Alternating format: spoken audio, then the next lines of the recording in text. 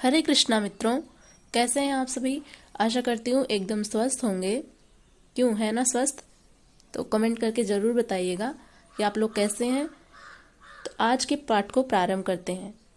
कल हमने पढ़ा था गीता के 7वें अध्याय का 28वां श्लोक, जिसमें श्री भगवान ने अर्जुन से कहा था, निष्काम भाव से श्रेष्ठ कर्मों का आचरण करने वाले जिन पुरुषों का पाप नष्ट हो गया है, वे राग द्वेष जनित द्वंद्व रूप मोह से मुक्त दृढ़ निश्चयी भक्त मुझको सब प्रकार से भजते हैं। यानी जिनका पाप नष्ट हो गया है, जो निष्काम भाव से श्री भगवान को भजते हैं, वे दृढ़ निश्चयी भक्त द्वंद्व मोह से मुक्त होकर के मुझे ही यानी श्री भगवान को ही भजते हैं, उन्हीं की ही पूजा अर्चना करते हैं।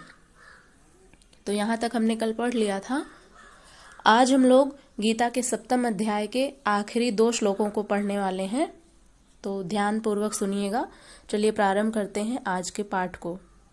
गीता के 7वें अध्याय का 29वां श्लोक है, जरा मरण मोक्षाय मामाश्रित्य यतन्ति ये ते ब्रह्म तद्विदुः कृत्स्नम् अध्यात्मं कर्म चाखिलम। इसका शब्दार्थ को देखते हैं मित्रों। इसका शब्दार्थ है जरा मरण। जरा होती है वृद्धावस्था, तो बुढ़ापे से मरण, मोक्षाय मृत्यु से, बुढ़ापे से तथा मृत्यु से मोक्षाय यानी मुक्ति के लिए, माम आश्रित्य, माम माने मुझ में यानी श्री भगवान में, आश्रित्य यानी आश्रित रहते हैं, शरण में रहते हैं, यतन्ति ये माने जो या जो पुरुष, यतन्ति माने यत्न करते हैं, प्रयास करते हैं, ते माने वे, ब्रह्म तद विदुः, तत् माने उनको, विदुः माने जानो, ब्रह्म यानी ब्रह्म, कृत्स्नम अध्यात्मम, कृत्स्नम यानी संपूर्ण या सब कुछ, अध्यात्मम यानी व्यक्तिगत आत्मा, कर्म च अखिलम, अखिल होता है संपूर्ण, च माने और, कर्म यानी कर्मफल। तो मित्रों ये रहा शब्दार्थ। आइए इसके अनुवाद को देखते हैं, समझने का प्रयत्न करते हैं। श्री भगवान अर्जुन से कहते हैं, जो लोग वृद्धावस्था और मृत्यु से मुक्ति के लिए प्रयत्न करते हुए मेरी शरण में आते हैं, वे ब्रह्म, व्यक्तिगत आत्मा तथा संपूर्ण कर्म क्षेत्र को जान लेते हैं। मित्रों इसके भाव को समझने का प्रयत्न करते हैं। श्री भगवान अर्जुन से क्या कहना चाह रहे हैं? वे कहते हैं, हे अर्जुन, जो मेरे शरण होकर जरा और मरण से छूटने के लिए यत्न करते हैं, यानी ये जो संसार में आवागमन का चक्र है, जन्म और मृत्यु का चक्र है, इनसे जो व्यक्ति छूटना चाहता है, इस बंधन से मुक्ति पाना चाहता है, वे पुरुष, और इस बंधन से मुक्ति पाने के लिए जो भी यत्न करते हैं, वे पुरुष उस ब्रह्म को, संपूर्ण अध्यात्म को, संपूर्ण कर्म को जानते हैं। कौन लोग जानेंगे? जो भगवान की शरण में रहेंगे। तो ये बात स्पष्ट है कि भगवान यहाँ पर स्पष्टतया कह रहे हैं अर्जुन से कि हे अर्जुन, जो मेरी शरण होकर के जरा और मरण से छूटने के लिए प्रयत्न करते हैं, वे पुरुष ब्रह्म को, संपूर्ण अध्यात्म को तथा संपूर्ण कर्म को जानते हैं। अब इसको थोड़ा सा और सरलता से व्याख्यायित करने का प्रयत्न करते हैं, हालांकि समझ में आ गया होगा।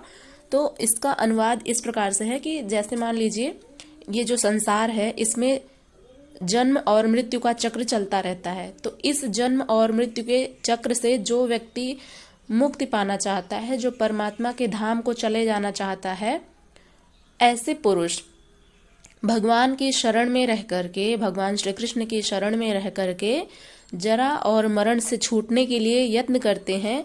वे पुरुष उस ब्रह्म को, यानी ब्रह्म को जानना यानी स्वयं को जानना, जो अपने आप को जान लेता है, और संपूर्ण अध्यात्म को, संपूर्ण कर्म को जानते हैं। अब अगले श्लोक की तरफ बढ़ते हैं। अगला श्लोक है, आखिरी श्लोक है गीता के 7वें अध्याय का 30वां श्लोक। साधिभूताधिदैवं मां साधियज्ञं च ये विदुः प्रयाणकालेऽपि च मां ते विदुर्युक्तचेतसः। साधिभूताधिदैवं मां साधियज्ञं च ये विदुः प्रयाणकालेऽपि च मां ते विदुर्युक्तचेतसः। इसके शब्दार्थ को देखते हैं मित्रों। स अभिभूताधिदैवम, स अधिभूताधिदैवम का अर्थ हुआ पदार्थ क्षेत्र का नियामक तत्व। माम माने मुझको, सा अधियज्ञम, च ये विदुः, च माने और, ये माने जो, विदुः माने जानते हैं। साधियज्ञम यानी समस्त यज्ञों के स्वामी का नियामक तत्व। प्रयाण काले अपि, प्रयाण माने मृत्यु होती है।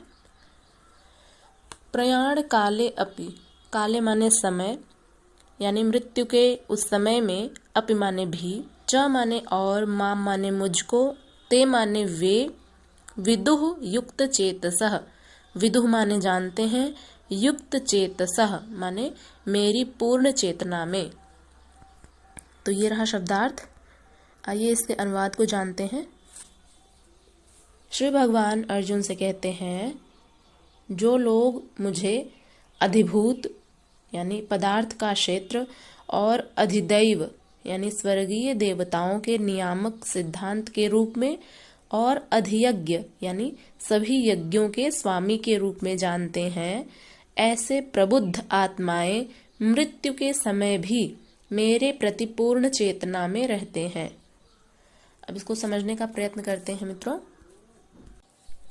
जैसे मैंने सुना है लोगों से कि लोग ऐसा कहते हैं कि जब इंसान की मृत्यु निकट आती है तो वो बहुत तरह के मोह में फंस जाता है, उसे तरह तरह के मोह और माया घेर लेते हैं और जिसके कारण उसके प्राण जो है वो संकट में पड़ जाते हैं, प्राण निकलने में बहुत अधिक कठिनाई होती है। ऐसा मैंने सुना है लोगों से। तो यहाँ पर श्री भगवान वही कह रहे हैं कि जो ऐसी प्रबुद्ध आत्माएं हैं, कौन सी प्रबुद्ध आत्माएं हैं? वे आत्माएं जो मुझे पदार्थ का क्षेत्र और स्वर्गीय देवताओं के नियामक सिद्धांत के रूप में और सभी यज्ञों के स्वामी के रूप में जो व्यक्ति मुझे जानता है, ऐसे व्यक्ति की आत्माएं मृत्यु के समय भी मेरे प्रति पूर्ण चेतना में रहते हैं, यानी कि उन्हें मृत्यु के समय कोई भी कष्ट नहीं होता है। कहने का भाव यह है। तो ये कितना महत्वपूर्ण श्लोक हो जाता है, आप लोग समझ सकते हैं। तो गीता के 7वें अध्याय का जो आखिरी श्लोक है, 30वां श्लोक, उसमें श्री भगवान कह रहे हैं कि जो पुरुष अधिभूत और अधिदैव के सहित तथा अधियज्ञ के सहित यानी सबका आत्मरूप मुझे अंत काल में भी जानते हैं, यानी उस व्यक्ति का जब अंतिम क्षण आता है उस समय भी वह परमात्मा को ही भजता रहता है, वे युक्त चित्त वाले पुरुष मुझे जानते हैं, यानी भगवान के ही परलोक यानी परम धाम को प्राप्त हो जाते हैं। आशा करते हैं कि आपको ये श्लोक समझ में आ गया होगा। फिर भी यदि कोई संशय हो तो आप लोग निसंदेह पूछ सकते हैं। अब हम लोग मिलेंगे कल 8वें अध्याय के साथ। तब तक के लिए अपना ध्यान रखिएगा।